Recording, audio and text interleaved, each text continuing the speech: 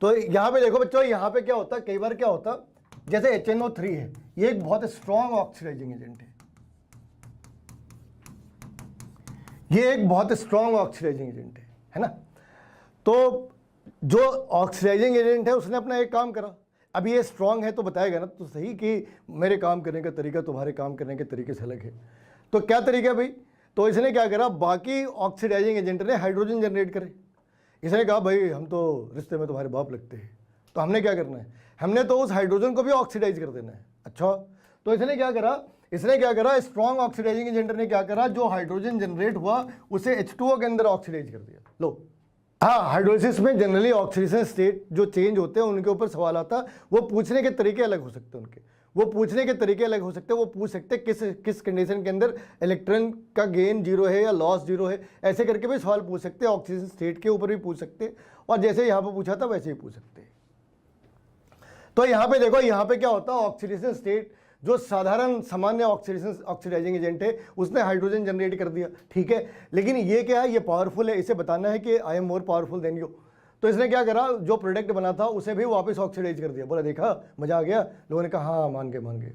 अब यहाँ देखो, इस वाली केस में क्या है, सेम लॉजिक अगर अप्लाई करा तो यहाँ पे इस जैसे प्रॉब्लम को सॉल्व करने के दो तरीके हैं। पहला तरीका है स्ट्रॉन्ग ऑक्सीडाइजिंग एजेंट का कॉन्सेप्ट, और दूसरा तरीका है इलेक्ट्रोकेमिकल सीरीज। इसमें और कोई तरीके नहीं आते इलेक्ट्रोकेमिकल सीरीज, या तो ये सवाल इलेक्ट्रोकेमिकल सीरीज के ऊपर होगा या फिर स्ट्रॉन्गर ऑक्सीडाइजिंग एजेंट के ऊपर होगा। तो यहाँ पे ना ये इलेक्ट्रोकेमिकल सीरीज के ऊपर है, जो नीचे है वो अपने से ऊपर वाले को ऑक्सीडाइज नहीं कर सकता। तो यहाँ पे जो है ना, ये इसके साथ रिएक्शन नहीं हो सकती, इसकी रिएक्शन नहीं हो सकती। लेकिन यहाँ पे एक छोटी सी एम्बिग्यूटी है, इस वाली केस में एक छोटी सी एम्बिग्यूटी है। इन्होंने ये नहीं लिखा कि कॉन्सेंट्रेटेड है या डाइल्यूटेड है, ये एक्वस मीडियम दे रखा है। तो ये सवाल जो है जब उन्होंने पूछा तो ये एम्बिग्यूटी उन्होंने छोड़ दी, ये डाइल्यूटेड है या कॉन्सेंट्रेटेड है इसके बारे में कुछ लिखा नहीं। अगर ये कॉन्सेंट्रेटेड है तब तो बिल्कुल नहीं कर सकता, लेकिन डाइल्यूटेड है तब कर सकते हैं। ये केस है जिस केस के अंदर ये बिल्कुल भी नहीं हो सकता, क्योंकि कॉपर जो है वो इलेक्ट्रोकेमिकल सीरीज के अंदर में हाइड्रोजन से नीचे है, तो ये इसको ऑक्सीडाइज नहीं कर सकता, ठीक है। ये इसे ऑक्सीडाइज नहीं कर सकता। ऐसे जितने भी प्रॉब्लम होंगे ना कि हाइड्रोजन इवॉल्व हो रहा या नहीं हो रहा, अगर उसने हाइड्रोजन वर्ड यूज करा तो उसके दो आंसर हो सकते हैं। एक तो जो हमने रिएजेंट ले रखा वो इतना पावरफुल ऑक्सीडाइजिंग एजेंट है कि उसने प्रोडक्ट को भी ऑक्सीडाइज कर दिया। अगर हाइड्रोजन ऑक्सीडाइज होता है उसने H2O फॉर्म करना है, और पावरफुल है H2O2 क्रिएट कर देना है। दूसरी बात, वो इलेक्ट्रोकेमिकल सीरीज में उस एलिमेंट से नीचे है जिसके बारे में तुमने कहा कि वो ऑक्सीडाइज कर सकता है। तो ये दो तरीके हो सकते हैं इसे सॉल्व करने के। और ये जो पार्ट है ये तो NCERT की लाइन है, मतलब कभी कभार वो क्या करते हैं NCERT की लाइनों से सवाल बना देते हैं। ये NCERT की लाइन है, आंसर इज वन, क्योंकि वहां देखो उन्होंने ये नहीं लिखा था डाइल्यूटेड या कॉन्सेंट्रेटेड। तो अगर तुमने कॉन्सेंट्रेटेड यूज करा तब तो सही आंसर है, लेकिन डाइल्यूटेड यूज करा तो गलत आंसर है। अब इस वाली केस में देखो, यहाँ पे क्या है, जो तुमने पढ़ा होगा K2Cr2O7, इसकी जो प्रिपरेशन मेथड है, उस प्रिपरेशन मेथड का जो फर्स्ट स्टेप है वो फर्स्ट स्टेप यही है, जहां पे आयरन क्रोमेट को, जनरली हम उसे क्रोमेट भी कहते हैं, आयरन क्रोमेट को किसके अंदर, ये आयरन क्रोमाइट को किसके अंदर कन्वर्ट कर रहे हैं, क्रोमेट के अंदर। क्रोमाइट को किसके अंदर कन्वर्ट कर रहे हैं, क्रोमेट के अंदर, सोडियम क्रोमेट के अंदर। अब इस वाली केस में क्या होता, इस वाली केस में क्या है, Fe भी ऑक्सीडाइज हो रही, क्रोमियम भी ऑक्सीडाइज हो रही, तो रिड्यूस कौन हो रहा भाई? अगर सभी ऑक्सीडाइज हो रहे हैं तो रिड्यूस कौन हो रहा? अगर तुम्हें ये स्टेप याद हो तो इस वाले स्टेप के अंदर क्या क्या यूज करते हैं वो देखो, FeCr2O4 plus NaOH plus O2। और इसने बनाया क्या होता है, इसने क्या बना रखा है, इसने Fe3 पॉजिटिव जनरेट कर रखे हैं, और इसने क्या जनरेट करा, इसने जनरेट करा Na2Cr4। यहां पे NaOH की जगह Na2CO3 लिख सकते।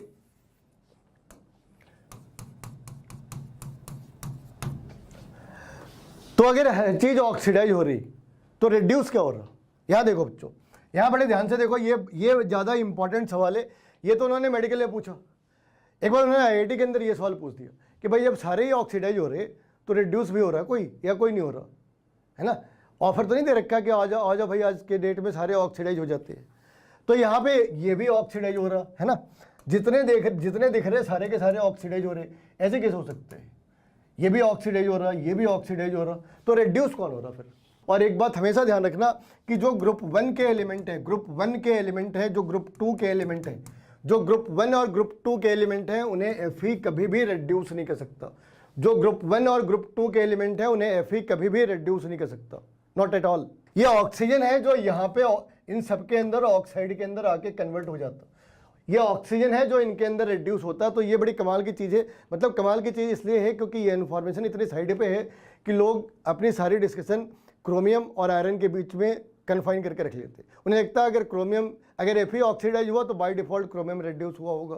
किसी का शक ऑक्सीजन के ऊपर जाता ही नहीं और ऑक्सीजन खेल कर जाते, किसी का भी शक ऑक्सीजन के ऊपर नहीं जाता। और इस वाली केस के अंदर ही ये फिर थोड़ी सी मेमोरी बेस्ड है। लेकिन अगर तुम बड़े ध्यान से देखोगे जो बोरेक्स के रिएक्शन है, जो बोरेक्स के रिएक्शन अगर बड़े ध्यान से देखोगे तो तुम्हें आइडिया लग जाएगा कि ये भी कोई मुश्किल काम नहीं है।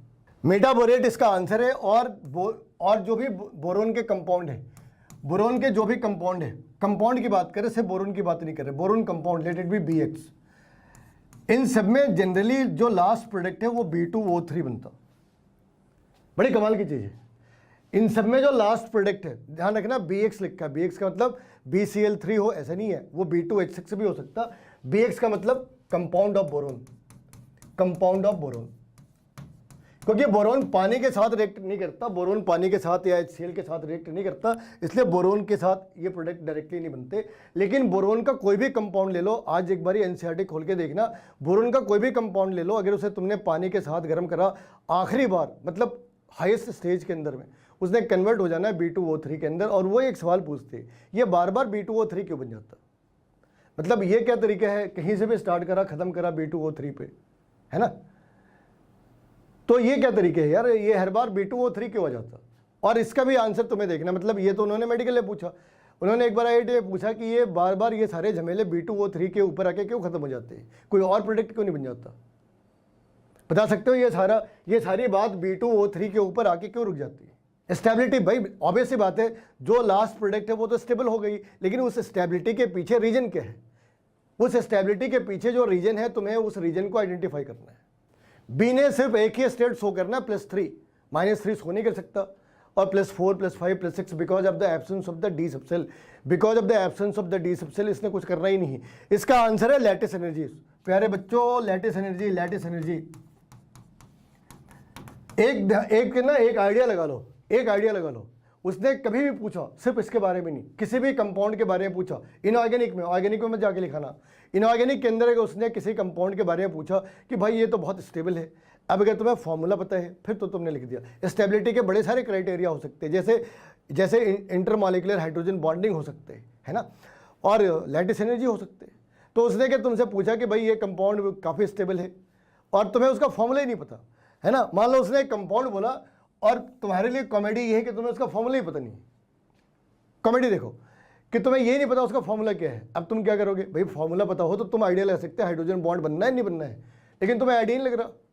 तो तुमने क्या करा, जब कुछ भी समझ नहीं आया, lattice energy, lattice energy, answer lattice energy, नाम लैटिस एनर्जी, कुछ भी पूछा स्टेबिलिटी रिलेट करना है ना, लैटिस एनर्जी। लैटिस एनर्जी का क्या मतलब है भाई कि इसके ऊपर चार्ज ज़्यादा है, high charge and low size. अब ऑब्वियस सी बात है कि चार्ज तो ग्रुप 3 में कहीं भी ग्रुप +4 हो नहीं सकता, ठीक है ना। ग्रुप 3 की बात करो तो +4 तो चार्ज होना नहीं, और ऊपर से नीचे आओगे तो रेडियस तुम्हारी बढ़ जानी है। ऐसा हो नहीं सकता कि रेडियस घटेगी, बोरोन से छोटा कोई है नहीं। तो अगर हम लैटिस एनर्जी की बात कर ले तो सबसे ज़्यादा लैटिस एनर्जी किसकी होनी है, B2O3 की, सबसे ज़्यादा ऑक्सीजन स्टेट वहाँ पे।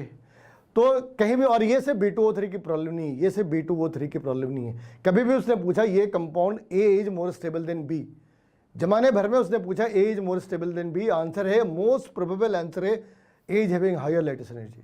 ठीक है, तुम्हें ये नहीं पता A क्या है, तुम्हें ये नहीं पता B क्या है, A is more stable than B।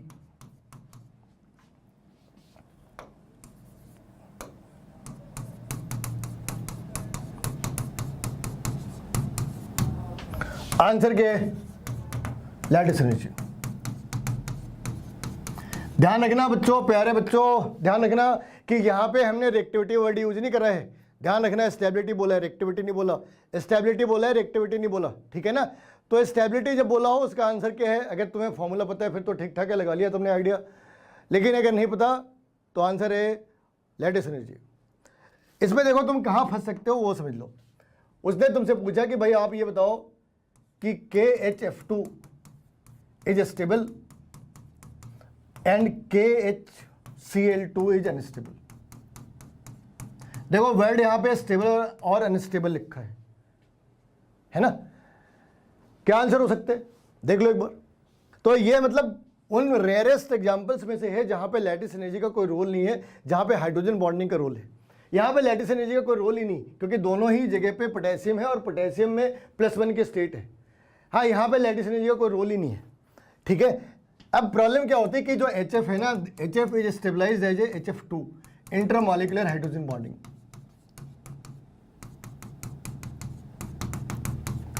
लेकिन HCl doesn't exist as HCl2। तो भाई इस वाली केस से क्या करा, इसने एक हाइड्रोजन को रिप्लेस करा पोटेशियम से, मगर यहाँ पे जब वो एग्जिस्ट ही नहीं करता तो पोटेशियम ने रिप्लेस कैसे करना? भाई जो एग्जिस्ट करता है उसे तो रिप्लेस करेंगे ना, जो एग्जिस्ट ही नहीं करता उसे रिप्लेस कहाँ से करो? तो बस ये ध्यान रखना है। और तुम्हें कहाँ पे आंख बंद करके तुम्हें कहाँ पे लगाना है कि यहाँ पे लैटिस एनर्जी है, जिसके नाम के आगे ATE लिखा हो, ITE लिखा हो। अगर IUPAC नेम है ना तो ATE और ITE वाले नाम के साथ तुम ये लगा सकते, वहां पे स्टेबिलिटी के पीछे लैटिस एनर्जी रीजन है। क्या आंसर होगा बच्चों? 3। नहीं, अगर ZN लगे मान लो, नहीं ये देखो, ये 3 का जो लॉजिक है ना वो क्यों गलत है वो देख लो। भाई यहाँ पे 3 आंसर नहीं हो सकता। क्यों नहीं हो सकता वो देखो। ऐसे कैसे हो सकता है कि H2SO4 के टाइम पे तो हाइड्रोजन नीचे है, HCl के टाइम पे भी नीचे है, और HNO3 के टाइम पे ऐसा तो नहीं हो सकता। भाई उसकी जो पोजीशन है हाइड्रोजन के रिस्पेक्ट में उसकी जो भी पोजीशन है, मान लो दोनों ऑप्शन लेकर चलते हैं, ठीक है ना। ये हाइड्रोजन है और ZN यहाँ पे भी है और यहाँ पे भी है, ऑब्वियस सी बात है इनमें से कोई एक सही आंसर है। तो ऐसा नहीं हो सकता कि HCl के लिए H2SO4 और HCl के लिए ये पोजीशन है और HNO3 के लिए ये पोजीशन है, ऐसा नहीं हो सकता। भाई पोजीशन जो भी है सबके लिए एक जैसे होनी है। ZN एक्ट से जो ऑक्सीडाइजिंग एजेंट, क्यों भाई ZN ने रिड्यूस होना है कभी? ZN ने कभी रिड्यूस होना है? ZN तो माइनस में हो नहीं कह सकता, तो ZN तो ऑक्सीडाइजिंग एजेंट हो ही नहीं सकता। HNO3 वीकर है, ये भी खत्म होगी बात, ये भी खत्म होगी बात भाई, सारे ही चले गए। तो बचा क्या? देखो हमने पहले 3 एलिमिनेट कर दिए, तो लास्ट ऑप्शन है अपने पास यही। अब यहाँ देखो जो हाइड्रोजन जनरेट हो रहा, हाइड्रोनियम आयन क्या भाई? हाइड्रोनियम आयन क्या है? H2O + H पॉजिटिव है ना, इसे हाइड्रोनियम आयन कहते। तो यहाँ पे ये जो हाइड्रोनियम आयन है ये स्टेबल रह जाता। बताया तुम्हें कि उसने हाइड्रोजन को किस में कन्वर्ट कर दिया? उसने हाइड्रोजन को वाटर में कन्वर्ट कर दिया, तो इसकी स्टेबिलिटी ज़्यादा है। ऑब्वियसली बात है कि वो बार बार प्रोडक्ट, मतलब रिएक्टेंट प्रोडक्ट बना रहा, वो वापस प्रोडक्ट को ऑक्सीडाइज कर दे रहा। तो यहाँ पे जो 2 चीज़ें हैं जिनको रिड्यूस कर सकते हैं, उसमें इसके रिड्यूस होने की टेंडेंसी ज़्यादा है, क्योंकि जो हाइड्रोनियम आयन है उसने जनरेट क्या करना है? उसने जनरेट करना हाइड्रोजन, और हाइड्रोजन के साथ क्या होना है? उसे वापस वो H2O के अंदर कन्वर्ट करना है। थर्ड क्यों नहीं भाई? अभी बात करा ना, थर्ड क्यों नहीं? देखो जिंक के साथ अगर हमने बात करी, क्योंकि यहाँ पे हर बार H पॉजिटिव बाहर आने हैं, तो अगर वो नीचे है तो पहले 2 बार ही रिएक्शन कैसे हो रही? कि अगर तीनों ही कंडीशंस के अंदर में 2 कंडीशंस में रिएक्शन हो रहे और एक में नहीं हो रही, तो जिंक की पोजीशन चेंज कैसे हो सकती है? अब ये देखते हैं इस वाली पार्ट में क्या है। अगर इन्होंने ये बात नहीं दे रखी होती, तब भी इसे सॉल्व कर सकते थे। अगर नहीं दे रखे होते तब भी इसे सॉल्व कर सकते थे। अब तो दे रखे, बड़े आसानी से सॉल्व कर सकते हैं। ये मान लो कि इन्होंने दे नहीं रखी, ठीक है ना, ये डाटा अपने पास है ही नहीं, उसके बाद सॉल्व करना है। लॉजिक क्या है? लॉजिक ये है कि जो इनर्ट पेयर इफेक्ट है, ये स्टार्ट हो जाता मिडल से, है ना, ये स्टार्ट हो जाता मिडल से, यानी n is equal to greater than 4 और इक्वल टू 4 से, लेकिन ये डोमिनेट करता है लास्ट पे।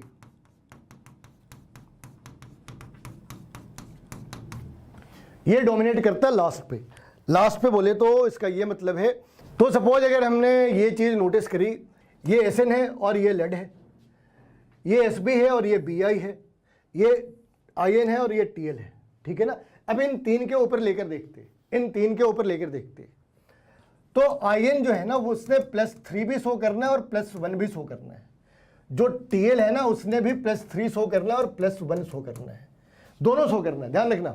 शो तो इन्होंने दोनों ही करने हैं, क्लियर, शो तो इन्होंने दोनों ही करने हैं, n और n-2। लेकिन प्रॉब्लम क्या होगी, if I am concern with the stability, if I am concern with the stability, तो Tn के अंदर +1 स्टेट स्टेबल है और Tl के अंदर +1 स्टेबल है। Tl के अंदर +1 स्टेबल है क्योंकि इनर्ट पेयर इफेक्ट डोमिनेट कर रहा।